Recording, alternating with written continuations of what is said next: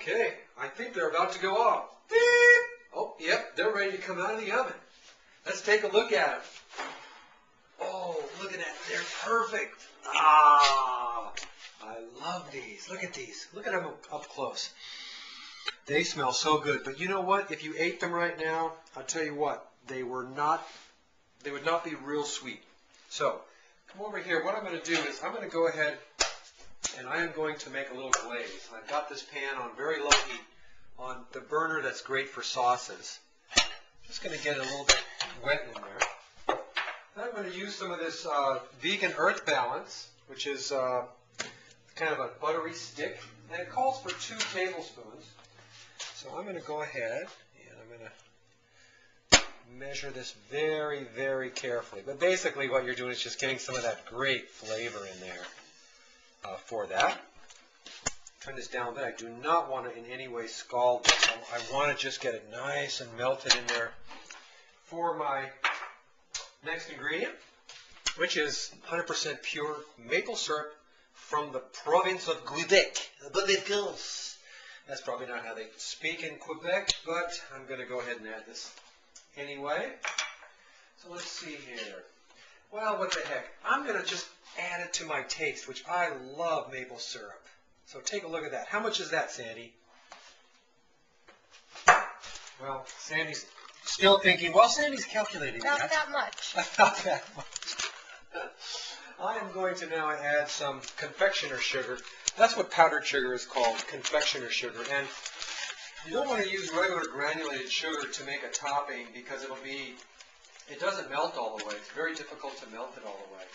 So I'm going to use about 2/3 of a cup and just make sure this is nice and melted. Look at that. Doesn't that look great already? Now I'm going to add this in there. And I'm going to stir it. And the beauty of this is I can add any of the other ingredients to taste. So I'm going to see how this does. Just kind of let it melt. All melt together, stir it up. You can see it's already a beautiful golden brown. And once this all gets to be a uniform consistency, then it will be just about ready to put on. Now, before you get started, you want to let these cool a little bit, because otherwise when you pour this on here, they just drip all the way off. So what you want to do is let these cool down. Let this be not quite as hot as it would be directly off the stove, and then but just like a couple of minutes later, come in. And I just kind of set this off to the side for a couple of minutes after I got the consistency how I wanted it. And it's pretty well melted. There's still little pieces of butter in there, which once it hits the scone is going to just melt beautifully over it, because the scones are just slightly warm. Not real warm, just slightly warm, like I said, and this is just the right temperature. It's a beautiful consistency. So let's bring it over. And now, depending on how sweet that you like it, very easy. God, I'm slobbering. I've got to be careful. To just drizzle this as you like it right on the scones here. And this is a maple syrup flavored drizzle on top of some maple walnut scones that are not very sweet. But the total effect is going to be just fantastic. And then, depending on how you want to serve it, you could serve it with some vanilla, mango, soy, ice cream, or whatever you want to call it.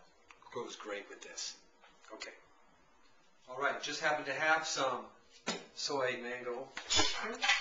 And Sandy, normally we would be able to give you some of this, but as you can see, there's just not quite enough. So only I will have a piece, and I'll tell everybody exactly how it is. And I'll tell you too. I'll share with you just how good this is. Oh, let me use this. Oh my gosh. Look at that. Let's have a bite of this. Like, this kind of reminds me of how Graham Kerr used to do it. Do you remember the Galloping Gourmet? He used to do this kind of thing.